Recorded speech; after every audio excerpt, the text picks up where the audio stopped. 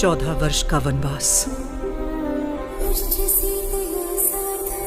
वचन का क्या जो आपने मुझे विवाह के सब हमारा भाग्य एक है और भाग्य में जो भी लिखा है मुझे स्वीकार है। ভাই আলাদাই ক্রেজ ভাই। এই কিছুদিন আগে বলিউডে রামায়ণ মুভির ট্রেলারটা বেরিয়েছে।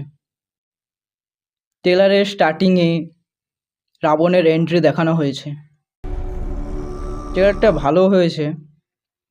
আর সীতার চরিত্রে সাই পল্লবী, রামের চরিত্রে রণবীর কাপুর সবাই ভালোই পারফরমেন্স করেছে।